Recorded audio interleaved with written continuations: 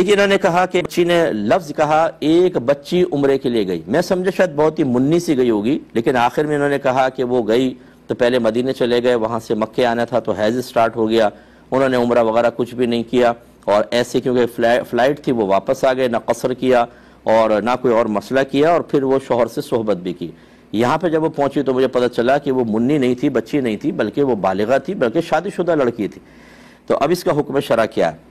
پہلی بات تو یہ کہ ان کو علم دین سیکھنا چاہیے تھا۔ جتنے میرے بہن بھائی کاش ہم مدینے چلے جائیں، کاش ہم عمرہ کر لیں، بھائی ٹھیک ہے، بہت اچھی خواہش ہے، لیکن وہاں جا کر علماء کرام کی تحقیق کے مطابق مکے میں ایک نیکی 1,00,000 کے برابر ہے، تو گناہ بھی 1,00,000 کے برابر ہے۔ اعلیٰ حضرت نے یہ لکھا ہے انوار البشارہ میں کہ گناہ بھی 1,00,000 کے برابر ہے۔ نہ دین سیکھیں گے، نہ عمرے کے احکام سیکھیں گے، نہ حج کے احکام سیکھیں گے، وہاں پہنچ جائیں، اور نہ روحانی تربیت ہوتی ہے، نہ صبر سیکھا، نہ اللہ کی رضا پر راضی رہنا، نہ غصہ برداشت کرنا، یہ کوئی اس کی پریکٹس کی، وہاں جا کے اپنی عبادات برباد کر کے، اور بعض اوقات منوں اس کے حساب سے، ٹنوں کے حساب سے اور پہاڑوں کے برابر گناہ اپنے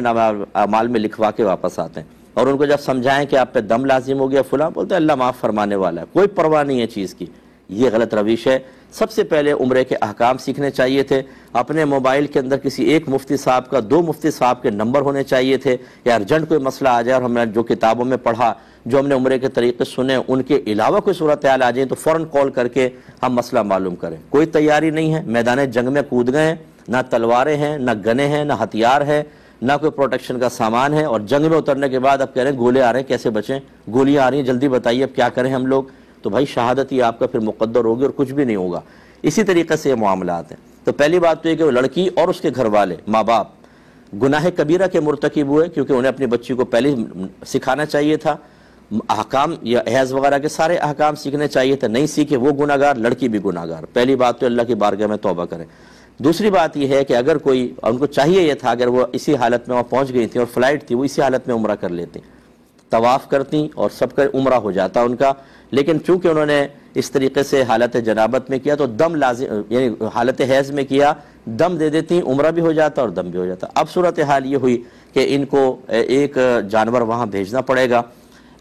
حرم میں، یعنی بھیجنے سے مراد وہاں کسی کو کہہ دیں کہ بھئی حدود حرم میں ہماری طرف سے ایک جانور بطور دم ذبح کروا دیں، وہ ذبح ہوگا تو یہ احرام کی پابندیوں سے باہر ہو جائیں گے۔ اس سے پہلے جو انہوں نے یہ احرام کی حالت میں تھیں، یاد رکھیں جب واپس آئیں، اور انہوں نے جو کام کیے وہ سب خلاف شرع تھے، تو اب ان کا حساب کریں تو بہت دم بنتے، لیکن ایک دم کم از کم دے دیں تو پھر یہ گویا کہ احرام کی اس سے باہر آ گئیں۔ اب یہ وہی قصر کروائیں، پہلے وہ جانور ذبح ہو جائے، قصر کروائیں، احرام کی حالت سے باہر آ گئیں، اللہ کی بارگاہ میں توبہ کریں، اور پھر کبھی جب بھی موقع ملے اس عمرے کی بعد میں جا کے گویا کہ قضا ادا کرنی ہے، تاکہ بالکل عمرے کے ساتھ یہ بری الذمہ ہو جائیں۔ اور باقی ان تمام معاملات میں جتنا گناہ کبیرہ ہوا اس کا وبال تو ہے، وہ اللہ کی بارگاہ میں توبہ کریں۔ اور جو میں 20 سال سے چیخ چیخ کے کہہ رہا ہوں، ایک دفعہ پھر دائرہ ادب میں رہ کے گزارش کر لیتا ہوں کہ خدا را فرض علوم سیکھیں۔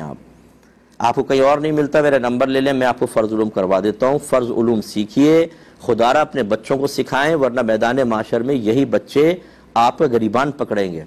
آپ کو ابھی ہماری بات سمجھ میں نہیں آ رہی، یہ مطالبہ کریں گے کہ اللہ تعالیٰ ہمارے ماں باپ نے ہمیں علم دین سے دور رکھا، اس وجہ سے ہم سے گناہ ہوئے، ان کی غریب فرما۔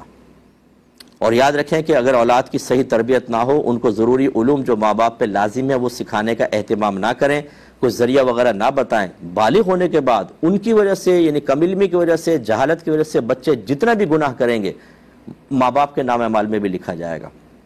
آپ نے اس کو معمولی سمجھا ہوا ہے، ہماری باتوں کو آپ سمجھ کر سن کر اگنور کر دیتے ہیں۔ اس کی کلپ بنا لیں آپ، جتنا یہ میرا حصہ ہے، اور اپنے رشتہ داروں میں، دوست احباب میں اس کو تقسیم کریں۔ ہو سکتا ہے کسی کے دل پہ کوئی بات لگ جائے، کوئی دین کی طرف آ جائے اور علم دین سیکھ لے، تو بالکل سیکھیے، ورنہ یہ آپ کا عذر نہیں ہے جی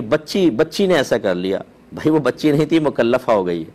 اب اگر وہ خدا نخواستہ توبہ کیے بغیر فوت ہو جاتی تو اللہ تبارک و تعالیٰ کی خیر مشیت پر موقوف تھا، اللہ چاہے تو معاف بھی فرمائے، لیکن یہ تو حسن ظن ہے نا، ہو سکتا ہے قہاریت اور جباریت غالب ہو اور اللہ سزا دے دے، اس کی ذات بڑی بے نیاز ہے، ڈرنا چاہیے اس سے۔ تو اس لیے علم دین سیکھیے۔